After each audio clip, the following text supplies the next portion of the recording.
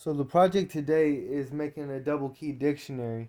And, and so what we're looking at here is an implementation of a dictionary in Python, which I used as the basis. And you might be wondering why we need a double key dictionary.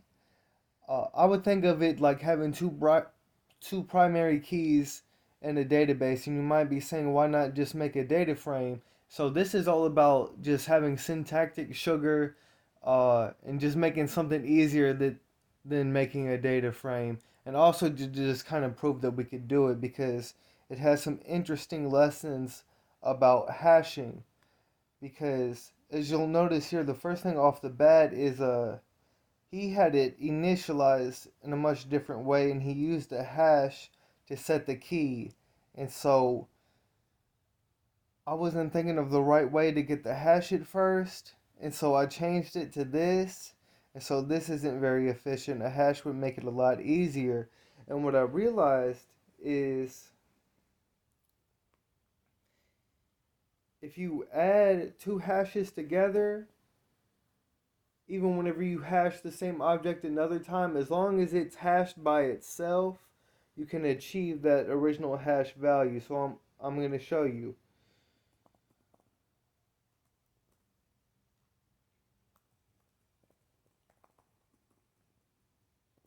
And yes, I know that's not how you spell recipe. I'm typing in a hurry here.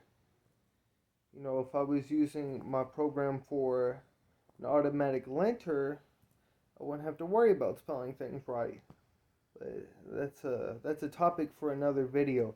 But that is what I use this double key dictionary for, is using using it as a log for the uh, automatic linter. And so I made a video on that, so you can check that out. And I use the double key dictionary, and one key is the line where the error is found, and the other key is the actual line that caused the error, you know what the text is. I can't think of what to make for just an example. I was really struggling. I don't know if you could tell. And so all I have to do is just minus it the same way, and it will give me back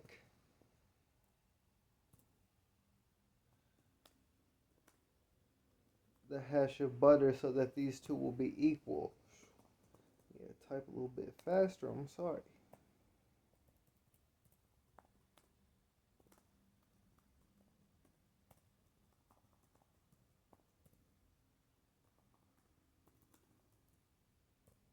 So yeah, I need to go back and fix that. And so I already have it here in the hash method for double key.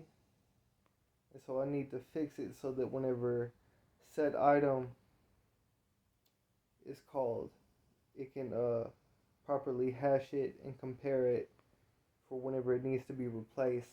Because the one thing about this is I wanted to make a few modifications to the regular dictionary that I didn't like. So if you watch the beginning of the automatic linter video, how to write messy code the clean way, is I'm talking about how the dictionary doesn't throw a key error, and it instead just replaces the value. So that works if you had something where like you're putting two lists together in an item that are related, uh, and so you have a key and you have a value attached to that. You have multiple values attached to that same key, but maybe you only want the most recent value.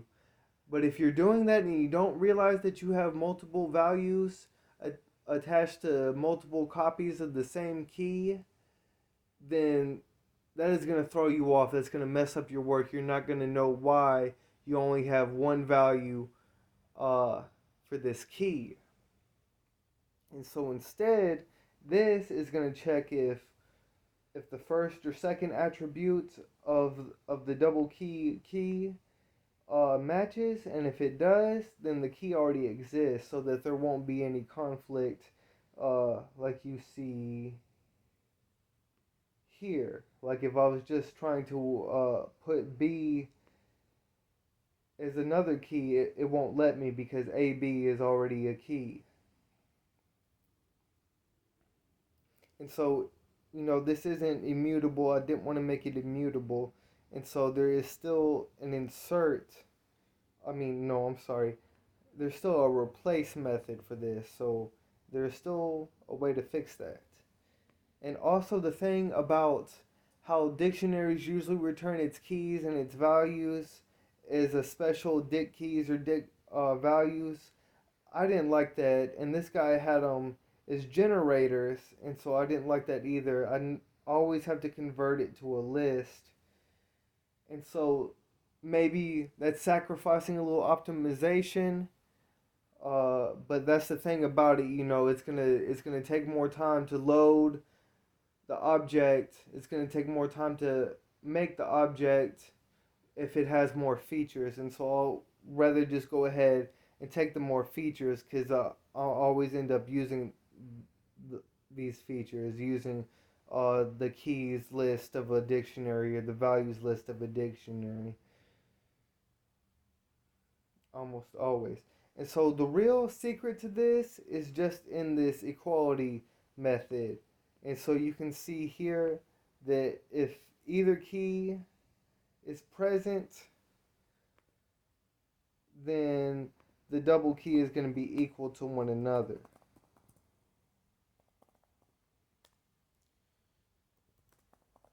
And it doesn't matter what order. We accounted for everything.